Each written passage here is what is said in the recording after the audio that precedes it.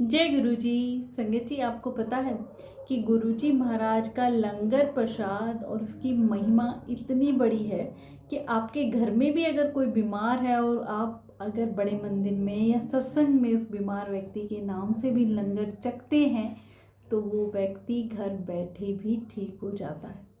संगत जी, ऐसे बहुत से प्यारे प्यारे सत्संग हैं जो मैं आप लोगों के साथ शेयर करूंगी, जिनसे हमारा विश्वास भी बढ़ता है और हमें लंगर प्रसाद की महिमा के बारे में पता चलता है कि वो अमृत प्रसाद कैसे हमारे कर्म काटते हैं गुरु जी हमें चखा के, और कितनी ऐसी लाइलाज बीमारियों को ठीक करते हैं।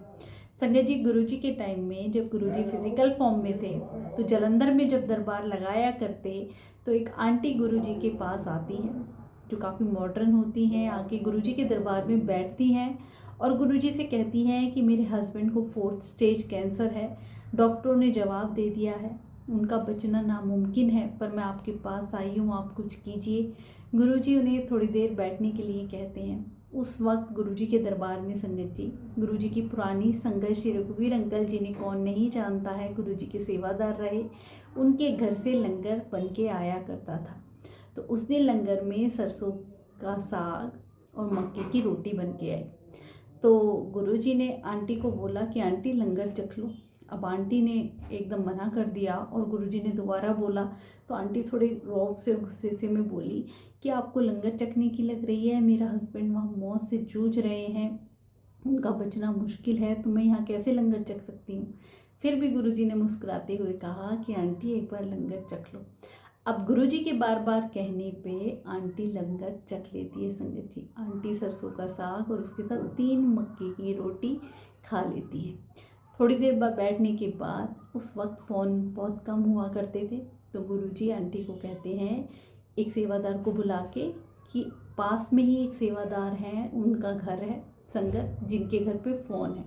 तो आंटी हॉस्पिटल में जहाँ इनके हस्बैंड एडमिट हैं वहाँ पे फ़ोन कर लेंगी, एक बार हाल चाल पूछ लेंगी। अब वो सेवादार आंटी को वहाँ ले जाते हैं, आंटी फ़ोन मिलाती है। हॉस्पिटल में जिस रूम में वो एडमिट थे, फ़ोन बजता है, सामने से उनके हस्बैंड ही फ़ोन उठाते हैं। आंटी हैरान रहती है उनकी आवाज़ सुन के कि जो इतने सालों से बोले नहीं, बिल्कुल मौत से जूझ रहे हैं, कैसे फ़ोन उठा के बात कर रहे हैं। आंटी पूछती है आप ठीक हैं? तो वो सामने से बोलते हैं हाँ मैं ठीक हूँ।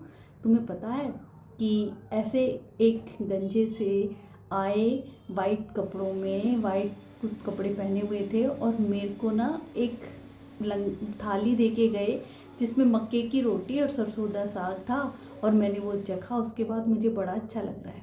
आंटी हैरान रहती है कि ऐसे कैसे हो सकता है, ये प्रसाद तो मैंने यहाँ मंदिर में चखा है। आंटी कहती है मुझे कुछ समझ नहीं आ रहा, आप डॉक्टर से बात कराइए मेरी। तो वहाँ आसपास जो डॉक्टर होते हैं उनसे बात करते हैं। डॉक्टर बताते हैं कि हम इन्हें ऑपरेशन के लिए ले जाने वाले थे क्योंकि इनकी हालत उससे पहले बहुत क्रिटिकल थी, पर उससे पहले हमने टेस्ट करने का सोचा, और जब हमने टेस्ट किए तो इनकी रिपोर्ट सारी नॉर्मल आई। ऐसा हुआ कैसे, हम भी हैरान हैं, हम खुद परेशान हैं कि ऐसा चमत्कार ऐसा क्या हुआ है। संगत जी, आंटी वहीं रोने लग जाती है और सेवादार फ़ोन रखते ही सेवादार से कहती है मुझे गुरुजी के पास ले चलो, और गुरुजी के पास जाती हैं। गुरुजी के जाते ही चरणों में पड़ जाती हैं और माफ़ी मांगती हैं, गुरुजी मैं आपको पहचान नहीं पाई, आप तो परमात्मा हैं, आप तो भगवान हैं। मैंने यहाँ प्रसाद चखा और वहाँ आपने मेरे पति की जान बचा ली, और कैसे आप उन्हें ब्लेस करने गए, उनको खुद अपने हाथों से प्रसाद चखाने गए।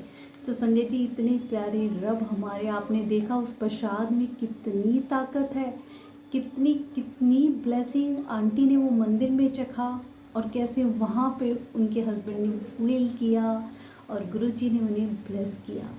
तो संगत जी, कई बार संगत को जाते ही गुरुजी महाराज ब्लेस कर दिया करते थे। कुछ तो हमारे पिछले जन्म के कर्म होते हैं और कुछ गुरुजी हमारी श्रद्धा भक्ति और भाव भी देखते हैं। ऐसी एक और संगत थी जिनके बेटे को डेंगू हुआ था और उनकी प्लेटलेट इतनी गिर गई थी कि डॉक्टर ने बिल्कुल जवाब सा दे दिया था, तो वो तुरंत बड़े मंदिर भागे। बेटा हॉस्पिटल में एडमिट था, कुछ नहीं कह सकते थे, पर उन्हें विश्वास गुरुजी पे पूरा था। बड़े मंदिर गए, वहाँ लंगर प्रसाद चखा, गुरुजी को याद किया अपने बेटे के नाम से, और संगत जी लंगर प्रसाद उन्होंने चखा। चखते ही बाहर निकल के फ़ोन किया तो वहाँ पता चला बेटे की तबीयत ठीक हो गई है, प्लेटलेट अपने आप बढ़ गई है। तो जो भी श्रद्धा भक्ति विश्वास के साथ गुरुजी के बड़े मंदिर या सत्संग में हम जाते हैं, गुरुजी ज़रूर सुनते हैं संगत जी। पर हमारी वो भक्ति बिल्कुल इतनी, कहते हैं ना, बिना किसी इफ़ एंड बट के, कोई हमारे मन में डाउट ना हो। जब हमारा विश्वास पूरा होता है ना, तो भगवान भी मदद करने ज़रूर आते हैं। गुरुजी क्यों कहा करते थे जीरो बन के आओ? संगत जी, जीरो बन के आने का क्या भाव था कि हमारे मन पे जो एक कहते हैं ना मैल जमी हुई है, जितने भी हमारे अवगुण हैं, काम क्रोध लोभ मोह अहंकार, जब तक ये ख़त्म नहीं होंगे, जब तक हम पूरी तरीके से जीरो नहीं बनेंगे, तब तक हमें गुरुजी की ब्लेसिंग भी नहीं मिलती है। आप इस बात को अच्छे से समझ लें संगत जी, क्योंकि गुरुजी महाराज सबसे पहले हमारे पिछले जन्म के कर्म, फिर हमारे भाव देखते हैं, और फिर यही देखते हैं कि हम अपना मन रूपी बर्तन उनके पास खाली करके लेके गए हैं या नहीं। तो जितनी भी हमारे अंदर अवगुण हैं, आप उन्हें जीरो करिए संगत जी, धीरे धीरे कोशिश करिए। तो गुरुजी हमारे पिछले जन्म के जो कर्म हैं, जिन्हें हमें पता भी नहीं है हम क्या करके आए हैं, उनको भी बख्श देते हैं, हाथे की लकीरों को बदल देते हैं, किस्मत तक को भी बदल देते हैं। पर वो हमारी अवस्था भक्ति की ऐसी होनी चाहिए। तो जब भी आप बड़े मंदिर जाते हैं, गुरुजी के सत्संग में जाते हैं, वो लंगर प्रसाद इतनी श्रद्धा भक्ति के साथ बिना किसी बातचीत के चखा करें संगत जी। वरना मैंने सत्संग में अक्सर देखा है, आरती के तुरंत बाद इतनी चहल पहल हो जाती है, कहीं सोशलाइजेशन के आपस में इंट्रोडक्शन हो रहा है, हेलो हाय हो रही है, गुरुजी के अलावा सब बातें करने लग जाते हैं। गद्दी पे उस वक्त भी गुरुजी विराजमान होते हैं, हमें इस बात का ख्याल रखना चाहिए। और जब हम लंगर चखते हैं, इवन चाहे हम गुरुजी का सत्संग ही सुना रहे हैं, कुछ भी कह रहे हैं आपस में, वो भी हमें नहीं करना है। हमें गुरुजी की ब्लेसिंग नहीं मिलती है। वो लंगर प्रसाद मंत्र जाप करते हुए, गुरुजी के चरणों का पूरा ध्यान करते हुए हमें चखना है, तभी वो हमारे लिए ब्लेसिंग है। और उसको चखने के बाद सीधे हमें घर जाना है संगत जी। गुरुजी कई बार संगत को यूँ ही नहीं समझाया करते थे, इनानू कहो कि लंगर खान दे बाद सीधे अपने घर जावांगे, कहीं नहीं रुकना है। चाहे आपका कोई भी काम बीच में अटका हुआ है, हम सोचें ये भी रास्ते में पड़ता है, इसे पूरा कर लें, नहीं। आप जो ब्लेसिंग, जो पॉजिटिविटी वहाँ से लेते हैं, वो सीधे आपको अपने घर लेके जानी है। तो उस लंगर प्रसाद की महिमा को समझे संगत जी।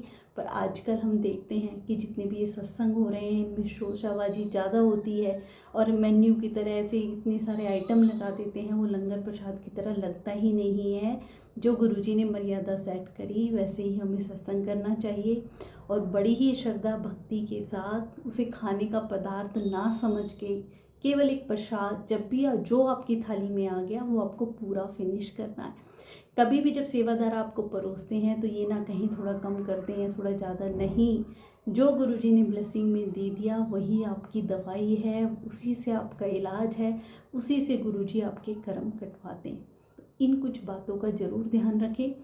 और जो संगत अपने किसी बीमार व्यक्ति को गुरुजी के बड़े मंदिर या सत्संग में नहीं ले जा सकते हैं, तो वो घर बैठ के भी गुरुजी के स्वरूप के सामने जो भी वो बीमार व्यक्ति खाना खाते हैं, उसको रख दें, थोड़ी देर मंत्र जाप कर लें, भोग लगा दें, तो अमृत प्रसाद लंगर प्रसाद ही बन जाता है। तब उन्हें वो प्रसाद चखने के लिए दें, तो हर प्रकार की बीमारी से हमें दूर रखता है। और बड़ी ही श्रद्धा भक्ति के साथ, गुरुजी कहते थे ना, किसी एक फैमिली मेम्बर भी मेरे पास आ जाता है तो मैं सबको ब्लेस करता हूँ। तो यही बात है संगत जी, जो 2 सत्संग मैंने सुनाए हैं, उनमें हमें यही पता चलता है कि जब हम पूरी श्रद्धा भक्ति के साथ जाते हैं, तो गुरुजी हमारी पूरी फैमिली का, हर एक मेंबर का इतना ध्यान रखते हैं और सबको ब्लेस करते हैं। इतने प्यारे रब हमें कहाँ मिलेंगे संगत जी, बस हमारी प्यार सच्ची भक्ति होनी चाहिए। जय गुरु जी, शुक्राना गुरु जी।